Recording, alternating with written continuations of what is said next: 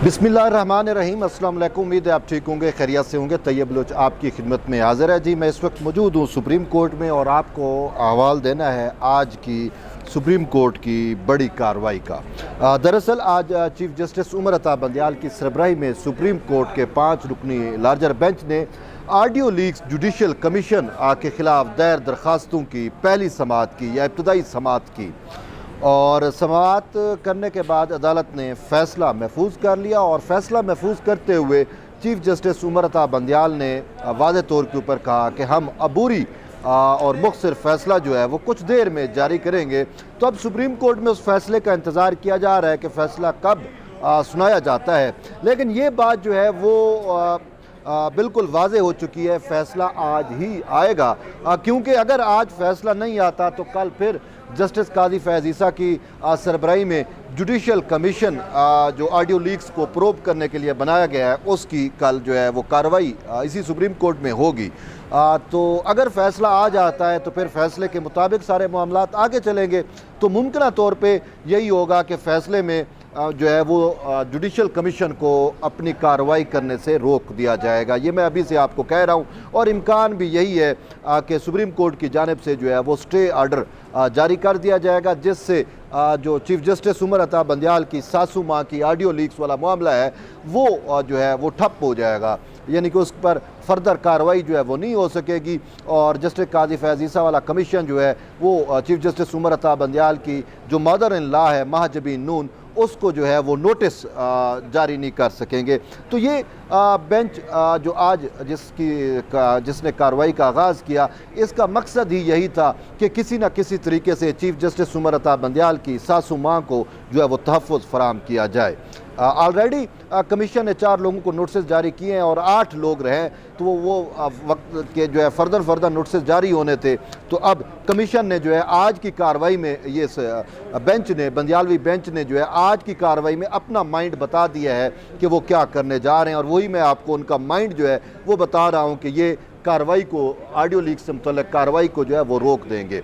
आज अब हम आते हैं समाअत के ऊपर। तो आज जब समाअत का आगाज़ हुआ तो अटॉर्नी जनरल फॉर पाकिस्तान जो है वो रोस्टम पर आए और उन्होंने बेंच की तश्कील के ऊपर भी एतराज़ उठाया।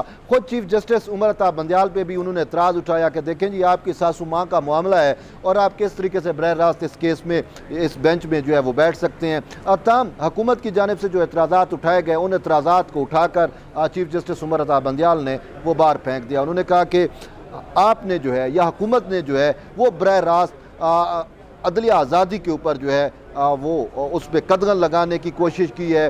चीफ जस्टिस उमर अता बंदियाल यानी चीफ जस्टिस को जो इख्तियारात हैं उन इख्तियारात पर कदगन लगाने की कोशिश की है। चीफ जस्टिस ने वाज़ेह तौर के ऊपर अटॉर्नी जनरल को जवाब देते हुए कहा कि चीफ जस्टिस का जो ओहदा होता है वो आइनी ओहदा होता है। वफाकी हुकूमत का हरगिज़ इख्तियार नहीं है कि वो अदालती मामलात में जो है वो मुदाखलत कर सके। अदलिया जो है वो वफाक का सब्जेक्ट ही नहीं है। चीफ जस्टिस ने कहा बस बहुत हो गया, हम तहम्मुल का मुजाहरा करते आए हैं, लेकिन अब अदलिया की आज़ादी के ऊपर कोई समझौता नहीं होगा। चीफ जस्टिस ने यह भी कहा कि जो आपने कमीशन बनाया है उस कमीशन में कंसल्टेशन ज़रूरी होती है चीफ जस्टिस के साथ। उन्होंने कहा वाकई हुकूमत ने अपने तौर के ऊपर कमीशन बना दिया, चीफ जस्टिस से कंसल्टेशन ही नहीं की। तो उन्होंने कहा इंक्वायरी कमीशन का एक्ट देख ले, आर्डिनेंस देख ले, हर जगह पे लिखा हुआ है कि चीफ जस्टिस से कंसल्टेशन होगी। चीफ जस्टिस ने कहा कि माजी में भी जब भी चीफ जस्टिस को बाईपास किया गया और जो भी इंक्वायरी कमीशन बनाया गया और उसमें अगर चीफ जस्टिस को बाईपास किया गया तो उसके नोटिफिकेशन विड्रा कर दिए गए थे। उन्होंने कहा हमारे पास 3 मिसालें हैं जिसमें नोटिफिकेशन जो है वो विड्रा हुए हैं। इसके साथ साथ चीफ जस्टिस ने जो है वो अटॉर्नी जनरल को जो है वो वाज़ेह तौर के ऊपर ये भी कहा कि 175 को आप नज़रअंदाज जो है वो नहीं कर सकते। और ये भी कि हो सकता है हम अपने जजेस को भी कह दें कि वो इस जो वफाकी हुकूमत की जानिब से कमीशन बनाया गया है इससे ख़ुद को विड्रा कर लें। और इसके साथ साथ चीफ जस्टिस ने जो है वो वफाकी हुकूमत की इस दलील का कि जी इस पर फुल कोर्ट बेंच बने, तो उन्होंने कहा कि खुद वफाकी हुकूमत ने अपने कानून में कहा कि 5 रुकनी लार्जर बेंच बनाया जा सकता है। तो हमने 5 रुकनी लार्जर बेंच बनाया तो आपको क्या एतराज़ हो सकता है। और यूँ आज की समाअत जो है वो मुख्तलिफ मराइल से होती हुई जो है वो यहाँ तक भी पहुँची कि चीफ जस्टिस ने कहा कि supreme court practice and procedure bill जो आपने पास किया, जो आपकी जानिब से जारी किया गया, उसमें जो है वो आपने हमारी कंसल्टेशन नहीं ली और अगर कंसल्टेशन ली जाती तो हम आपको रिलीफ उस मामले पर जो है वो दे सकते थे।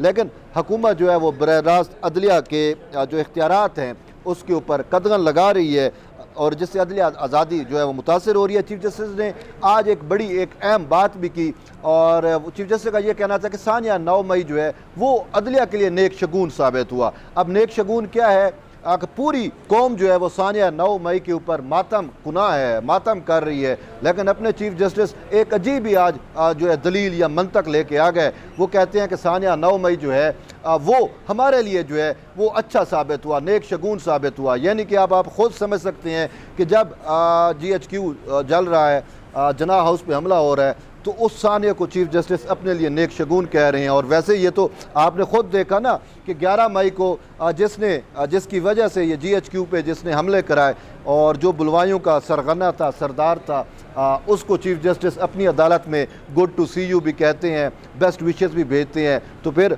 इन जैसे लोगों के लिए सानिया 9 मई नेक शगुन ही हो सकता है। लेकिन रीज़न क्या दी गई उस नेक शगुनी की? रीज़न चीफ जस्टिस ने यह दी कि पहले तोपों का रुख जो था वो अदलिया के खिलाफ था, तो अब वो रुख जो है वो मुड़ गया, किसी और तरफ चला गया। तो यूँ वो तमसील दे रहे थे, मिसाल दे रहे थे कि इस वजह से जो है वो सानिया 9 मई जो है वो हमारे लिए जो है वो एक नेक शगुन है। इसके साथ साथ जो सुप्रीम कोर्ट बार एसोसिएशन के सदर हैं आबिद ज़ुबैरी, उनकी भी ऑडियो लीक, यानी जैसे चीफ जस्टिस बंदियाल की सासू माँ की ऑडियो लीक आई, तो इसी तरीके से सुप्रीम कोर्ट बार एसोसिएशन के सदर आबिद ज़ुबैरी का भी ऑडियो लीक जो है वो आया और वो ऑडियो लीक परवेज़ इलाही के साथ था। तो उसमें वो भी विटनेस हैं, उनको भी नोटिस जारी हुआ, तो उन्होंने भी ये मामला चैलेंज किया हुआ था। तो आबिद ज़ुबैरी की जानिब से उनके वकील शुएब शहीनद जो है वो पेश होते हैं, रोस्टम पर आते हैं और बरमला अदालत को कहते हैं कि जो TORs बनाए गए उसमें कहीं भी जिक्र नहीं है कि ये किस तरीके से जो है वो ऑडियो लीक्स हुई, टेप्स किसने किया, फ़ोन टेपिंग की मुमानियत है, बेनज़ीर केस में ये सारी चीज़ें वाज़ेह हो चुकी हैं। तो इसके बाद अगर वफाकी हुकूमत का जो दलीलें हैं सुप्रीम कोर्ट में जो दलील दी गई, जो मुद्दा इख्तियार किया गया, उससे ये साबित हो रहा है कि वफाकी हुकूमत फ़ोन टेपिंग को या बगिंग को जो है वो जायज़ करार दे रही है। तो उन्होंने कहा कि फिर वफाकी हुकूमत बताला है कि कौन सी एजेंसी ने जो है वो फ़ोन टेप किया। तो बहरहाल उन्होंने प्राइवेसी को मुकद्दम रखा कि हर शख्स की शहरी आज़ादी और हर शख्स को आज़ादी है और उसकी प्राइवेसी जो है वो मुकद्दम है। पाकिस्तान का कोई भी कानून ऐसा नहीं है जो किसी भी शख्स की शख्सी आज़ादी को मसलूब करता हो या उसकी प्राइवेसी को जो है वो मजरू करता हो। तो उन्होंने कहा कि जब प्राइवेसी मजरू होती है तो वो बुनियादी इंसानी हकूक़ की खिलाफ वर्जी में आता है। इसके साथ साथ एक अहम आज वाक़या ये भी हुआ इस दौरान समाअत कि वो जजेस जो जस्टिस काजी फैज़ ईसा केस में जो है वो जिस मामले की मुखालफत करते रहे, आज उनको वही जो है मामले पर उसकी जो है वो सपोर्ट मिल गई। अब वो क्या था कि जस्टिस मंसूर अली शाह ने जजेस की सर्विलियंस से मुतल्लिक अहम नोट जारी किया था।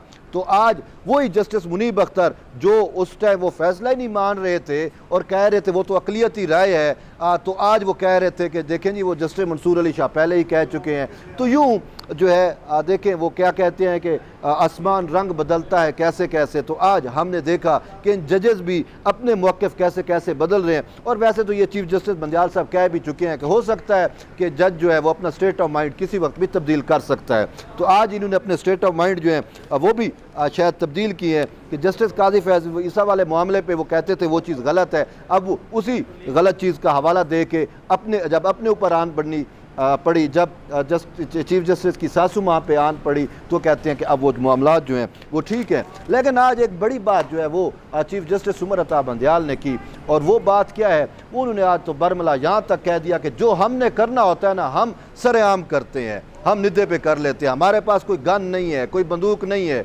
लेकिन उनके हमारे पास अखलाकी अथॉरिटी है।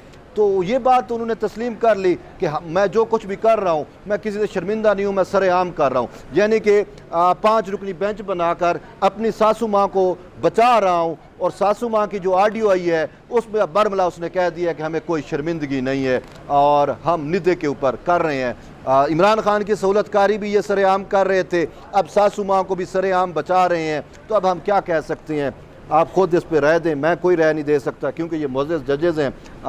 उन्होंने आज एक बात आप तक भी पहुंचा दी कि भाई हमने जो करना है ना वो सरेआम करना है, इनको किसी चीज़ से कोई लेना देना नहीं है। लेकिन एक चीज़ आज की प्रोसीडिंग से वो साबित होती है कि मेरे ख्याल में हुकूमत ने, गवर्नमेंट ऑफ पाकिस्तान ने अपना ऑब्जेक्टिव जो है वो अचीव कर लिया है। अब वो ये नहीं था कि बंदियाल की सासू माँ को बुलाया जाए और ये सारी चीज़ें, मेन उनका मुद्दा ये था कि किसी तरीके से ये तस्दीक हो सके कि जो महाजबीन नून की ऑडियो आई थी वो सही थी या गलत थी। ठीक है, ये तो चीफ जस्टिस उमर अता बंदियाल ने खुद भी इसकी ना तरदीद की ना इसकी तायीद की। लाहौर में एक सहाफ़ी ने उनसे जब सवाल पूछ लिया तो उन्होंने मुंह पे हाथ रख लिया, कहते हैं नो मोर, मतलब इससे मुतल्लिक़ कोई डिस्कशन ना करो। तो अब ऐसी सूरत हाल में चीफ जस्टिस उमर अता बंदियाल ने जो है जब बेंच बनाया कि ये ना हो कि कहीं जस्टिस काजी फैज़ ईसा वाला जुडिशल कमीशन जो है वो उसकी सासू माँ को नोटिस जारी कर दे, तो उस नोटिस से बचने के लिए, सासू माँ को तहफ़्फ़ुज़ देने के लिए उन्होंने बेंच बनाया। अब बेंच की तश्कील से एक चीज़ वाज़े हो गई है कि चीफ जस्टिस उमर अता बंदियाल की सासू माँ का जो ऑडियो है, जो महाजबीन नून का राफिया तारिक के साथ जो ऑडियो आया है, वो ऑडियो ऑथेंटिक है, वो ऑडियो दुरुस्त है। अगर वो ऑडियो गलत होता, उस ऑडियो में कोई जो है वो सच ना होता, तो फिर इसको क्या गर्ज थी ये बेंच भी बनाता, अपने मुंह पे कालक भी लगाते और सुप्रीम कोर्ट की अपनी रिवायात को भी बरतरफ करते, ये एक तरफ रखते, अपने हलफ की भी खिलाफ वर्जी करते। ये तो फिर इन चीज़ों में ना पड़ते ना। तो आपके सामने जो इन्होंने बेंच बनाया और बेंच बना के अभी फ़ैसला तो इन्होंने देना है। मैं फ़ैसला आपको पहले बता रहा हूँ, फ़ैसला जो है स्टे ऑर्डर जारी कर देंगे, उस कमीशन को कार्रवाई से रोक देंगे, क्योंकि ये फ़ैसला कहाँ से आना है, जो फ़ैसला इन्होंने महफूज किया है तो वो सासू माँ से ही फ़ैसला आएगा ना।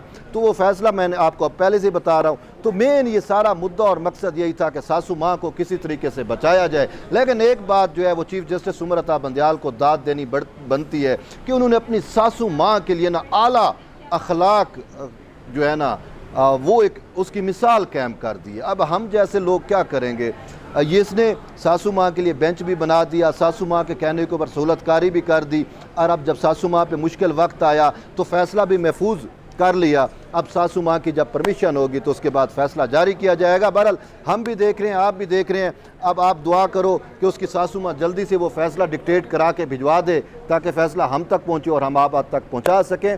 तो एट द एंड यही है कि जब फ़ैसला आएगा हम आप तक पहुँचाएँगे। तब तक जुड़े रहिए। तैयब बलोच के साथ मिलते हैं एक नई वीडियो में। इजाज़त दें, अल्लाह हाफ़िज़।